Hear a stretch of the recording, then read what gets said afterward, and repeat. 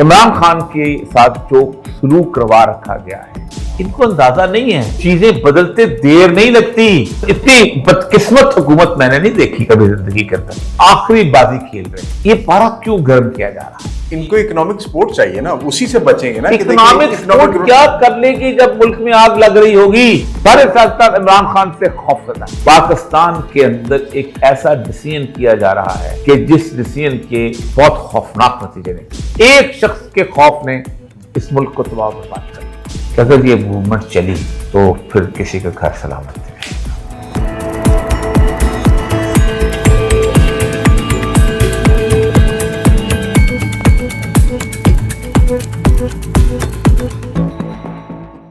अस्सलाम वालेकुम नाज़रीन, आप देख रहे हैं प्रोग्राम अरफराज। मैं हूं उमर बशीर और हमेशा की तरह हमारे साथ होंगे औरिया मकबूल जान साहब। नाज़रीन, मोहसिन नकवी साहब की आज प्रेस कॉन्फ्रेंस के बाद अलीमा खान साहिबा की जो प्रेस कॉन्फ्रेंस है, ये इससे कबल मुझे नहीं लगता कि उन्होंने इस जैसी प्रेस कॉन्फ्रेंस की हो। सिचुएशन अब यूं हो गई है जैसे कि डैगर ड्रॉन, दोनों जानिब से ऐलान जंग है और कोई भी शख्स पीछे हटने को तैयार नहीं है, ना तो वो मुक़तदरा और ताकतवर हल्के और ना ही इमरान खान साहब। पहले इमरान खान साहब थे, अब उनकी बहनें भी इस जंग में उनके साथ खड़ी हो गई हैं और वो कहते हैं कि अब हम वो जद्दोजहद चलाएंगे जो पहले कभी किसी ने नहीं देखी हुई।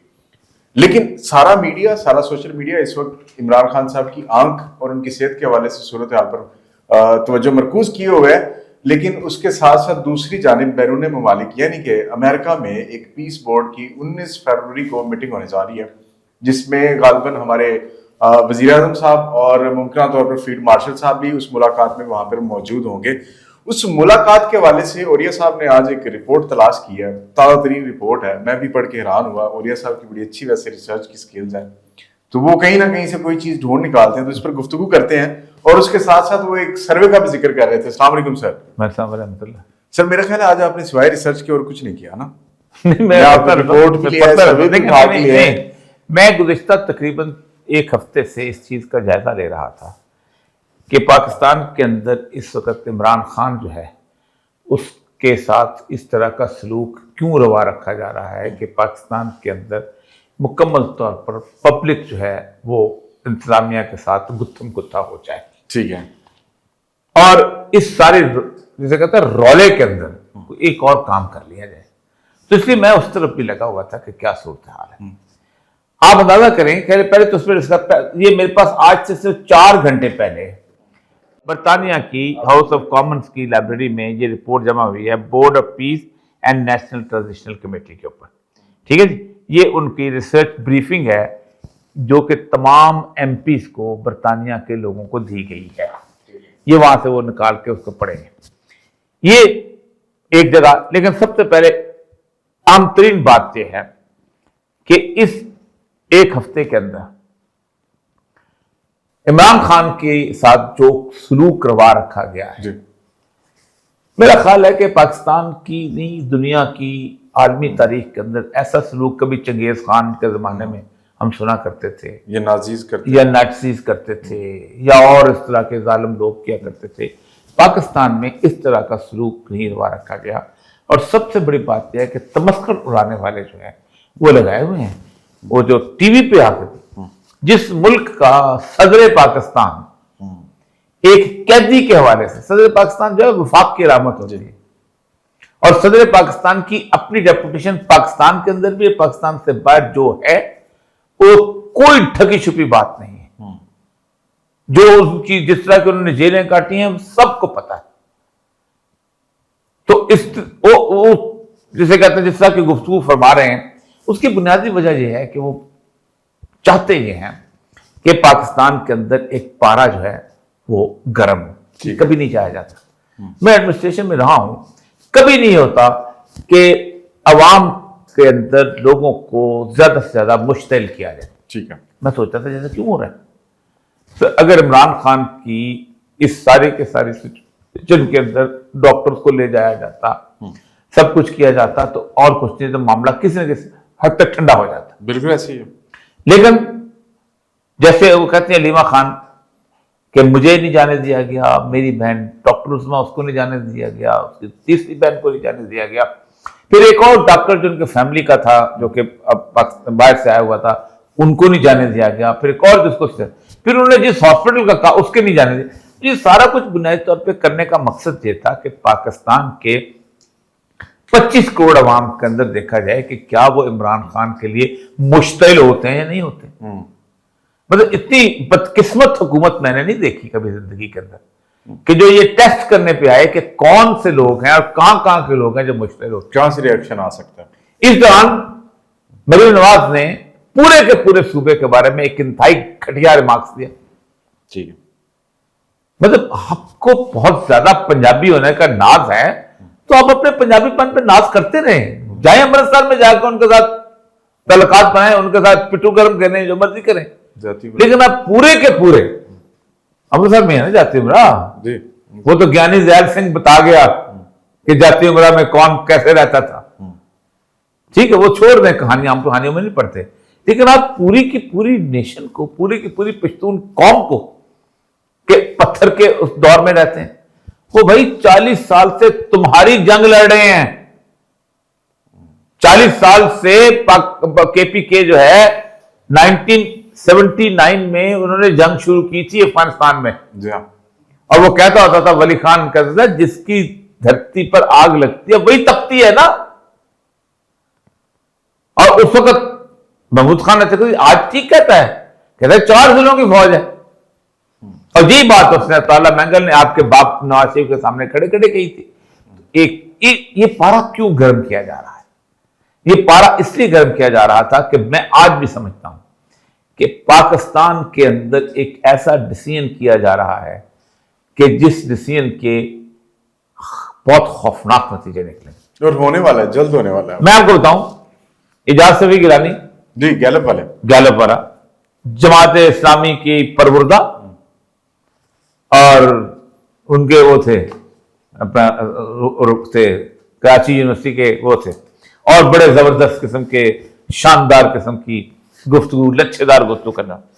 उन्होंने एक सर्वे किया और ये सर्वे ऐसा है कि अगर इस सर्वे को पाकिस्तान के किसी भी शहर के अंदर खड़े किया जाए, इजाज सफी गिलानी की तका वोटी करते हैं। तुमने कहा अच्छा, उनका सर्वे ये है, वो कहते हैं ये सर्वे का है opinion on sending Pakistani military forces to Gaza.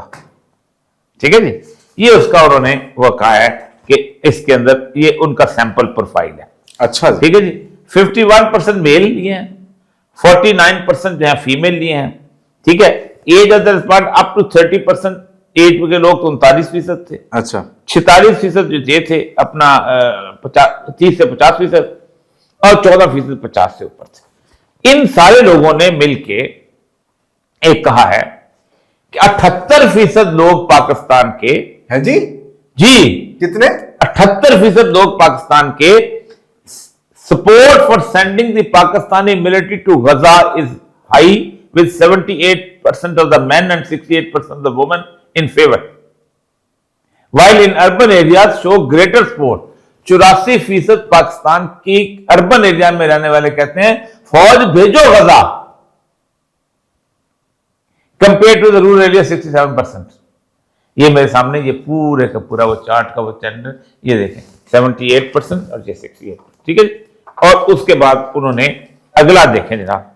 Sir ठीक है, एक सवाल है मेरा सर यहाँ पे, इसको आप चूंकि गवर्नमेंट में भी रहे, आपको सर्वे का ज्यादा आइडिया होता है, सेक्रेटरीज वगैरह को, उनको ब्यूरोक्रेसी को पता होता है, वो डिसाइड करते हैं। पोलियो कैंपेन चलती है, वो यही बनाते हैं सारा मर्दमशुमारी सेंसस, वो भी यही करते हैं।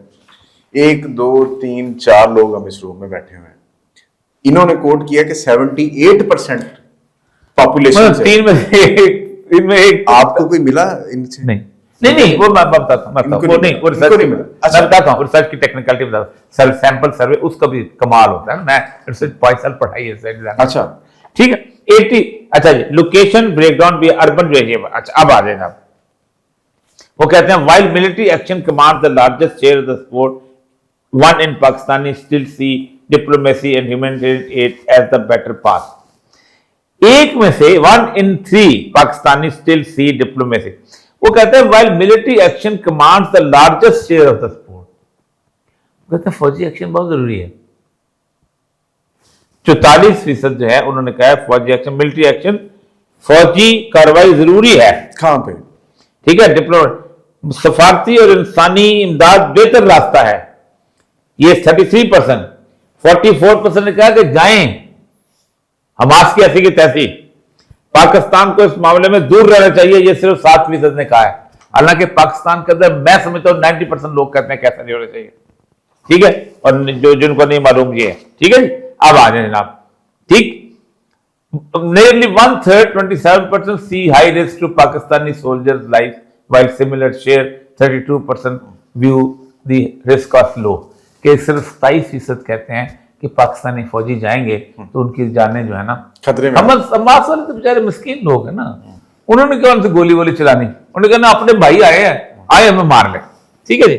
अब a clear majority of the Pakistani 60% consider a formal request from the Palestinian leadership important, including 26% view it as a very important। ठीक है, वो कहता है जी ये जनाब आपका ये है सर्वे, ठीक। ये अब इस सर्वे को देखने के बाद पहली बात तो ये है कि पाकिस्तान के किसी अखबार में आया? नहीं, मैंने नहीं पढ़ी। आप किसी टीवी चैनल में काम करते हैं, वहां आया ना? क्यों? मुझे तो खुद हम देखते रहते सारा दिन, हमें this is for the international consumption. ये किस ये अखबार में? ट्रंप को खुशी, अल जजीरा की ये सब। अच्छा, अल जजीरा वो कहता है strong support in Pakistan for Gaza peace keeping force, ठीक है, बस क्वेश्चंस लिंगर, ठीक है जी।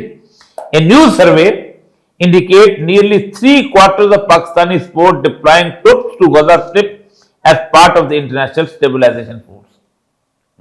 कि 3 में से 1, 1/3, 2/3 मेजॉरिटी हो गई ना जी सानू समय आदत 2/3 मेजॉरिटी के भाई जी, उससे कम बात ही कोई नहीं। The findings of the poll by the Gallup Pakistan comes as media reports suggest Prime Minister Shahbaz Sharif will attend the first formal meeting of the United Nations Trump on February 19. A body Pakistan joined along। अच्छा ये उसने ये कहा, the Gallup poll conducted from January 15 to February 3, 15 ये उन्होंने कितने 18 दिन में ये उन्होंने किया है। सर्वेड 1600 लोगों को इंटरव्यू किया उन्होंने, अच्छा, 25 करोड़ में से। वाओ, और 78% सैंपल भी बना दिया। सैंपल बना रहे, ठीक है। Through random telephone interview it has a margin of error of ±2 to 3% points at a 95% confidence level, ठीक है। According to Bilal Gilani, executive director of the Gallup, the result point paint a picture of a nation deeply engaged with the Palestinian cause, yet divided how best to pursue it and uncertain about the political structure being built around Gaza's। कमाल। This is the ever best mocking of any survey। मेरा ख्याल है इससे घटिया सर्वे नहीं हो सकता पाकिस्तान नहीं का। हो सकता। इससे घटिया, अब ये देखें, ये देखिए, ये अब इसकी बाकी जगहों पे भी इसकी। सर एक चीज ये बताएं मुझे, ये गैलप का अपना डेली पोल, ये गैलप का अपना आ गया, ठीक है। इस गैलप अपने कहता है affiliated of the Gallup international association has release finding of the nationally representative public opinion survey to assess the Pakistan public. ये जनाब, अब आप एक तो कहेंगे जी हम तो सर्वे किया था, पाकिस्तानी तो कहते हैं फौज भेजो उधर, हम तो इसलिए फौज भेज रहे हैं। 19 तारीख को वो जा रहे हैं। अब आते हैं ये गजा का ये रिपोर्ट, ये 2026 की ये रिपोर्ट है, ये जमा हुई है 17 फरवरी 2026 को। आज है आज अभी यूरोप में, इंग्लैंड के अंदर क्या बजा होगा सर इस टाइम वहां पे 5 घंटे काम कर, 4 बजे, तो ये 3 घंटे पहले उस समय सबमिट हुई है, सुबह सवेरे जमा हुई। तो अभी जैसे उनके मेंबर में पार्लियामेंट पढ़ रहे वैसे मैं भी पढ़ रहा हूँ। इसका सर सबसे इंपॉर्टेंट चीज है उमर साहब, इसका 20th पेज जो है, अच्छा 20th पेज जो है, ये कहता है डिसआर्मिंग हमास। पहले सर्वे आ गया, अब ये रिपोर्ट। ये रिपोर्ट कहती है कि ये रिपोर्ट है board of peace and national transitional committee. ये जो बोर्ड ऑफ पीस है वो एक नेशनल ट्रांजिशनल कमेटी बनेगी जो गजा के अंदर पीस लेके आएगी। उसको वो गालबन सर टोनी ब्लेयर उसको ऐड कर रहे हैं, मेरा ख्याल है। टोनी ब्लेयर तो उसको ऐड करेगा ना, अभी नहीं, अभी तो डोनाल्ड ट्रंप खुद है। ओहो, टोनी ब्लेयर को उन्होंने कहा। As noted above, the disarming of Hamas is part of the stage 2 of the October 2025 framework. The Israeli Prime Minister said that disarming Hamas, not reconstruction, must be next stage of the process. Not reconstruction. Reconstruction का हमारा मतलब disarming है। Hamas is not the only group in Gaza to possess arms.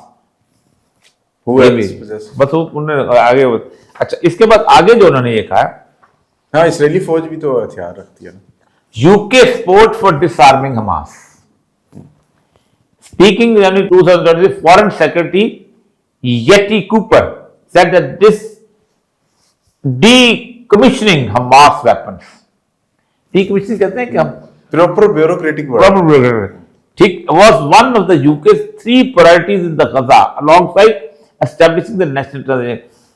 ये जो हम जा रहे हैं, ये जो 19 तारीख को प्राइम मिनिस्टर साहब वहां पहुंचेंगे और वहां पर बैठे होंगे वो सारे, और पाकिस्तान के प्राइम मिनिस्टर भी होंगे, इंडिया की तरफ से पता नहीं कौन आता है, और उसके बाद नेतन्याहू तो कहता है मैं तो नहीं आता, नहीं जा रहे हो, मेरे लिए तुम इतने काम करो तो मुझे क्या जरूरत है, जब इतने सारे मेरे खिदमत गुजार मौजूद हैं, लूटे मारने वाले मौजूद हैं, तो मैं क्या जरूरत है। देखिए तो वो जो है ये वहां पहुंचेंगे, और ये गजा की जो फोकस क्या है, the primary objective is to create a road map for Gaza reconstruction manage organise.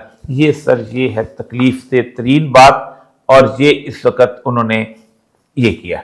इस दौरान पाकिस्तान के अंदर जो सूरत हाल बिल्ट हो रही है, इस सूरत हाल के अंदर अगर आप अपने ट्रुप्स वहां भेज देते हैं, ठीक है, और उन ट्रुप्स के वहां इंटरनेशनल लेवल के ऊपर एक सिचुएशन बन जाती है। आपको लगता है ये कैमोफ्लेज कर रहे हैं इमरान खान की आंख को लेके ये सारे मामले? इमरान खान की आंख का तो मसला था, लेकिन बड़ी आसानी से उसको हल किया जा सकता था, लेकिन ये तो इनकी आंख में तो शतीर आया हुआ ना पुराना, तो इन्होंने उसको डिले किया कि इमरान खान की आंख को खराब होने दिया जाए, करते हैं खराब होने दिया जाए, इसको एक इशू बनाया जाए, पब्लिक ओपिनियन को इस तरह के वो किया जाए। इनको अंदाजा नहीं है कि चीजें बदलते देर नहीं लगती।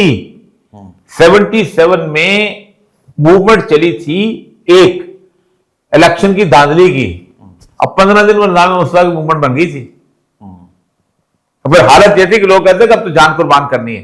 तो अगर इमरान खान की जो इस तरह की सूरत हाल में मूवमेंट बिल्ट हुई और बन गई हमास के ऊपर और गजा के ऊपर, तो कौन रोकेगा तुम्हारे? लेने के देने पड़ जाएंगे। लेकिन सर एक चीज पूछूं आपसे इसके साथ ही, जो अलीमा खान ने आज गुफ्तगू की है, अलीमा खान ने गुफ्तगू की, उनकी बहन ने खास तौर पर गुफ्तगू की है।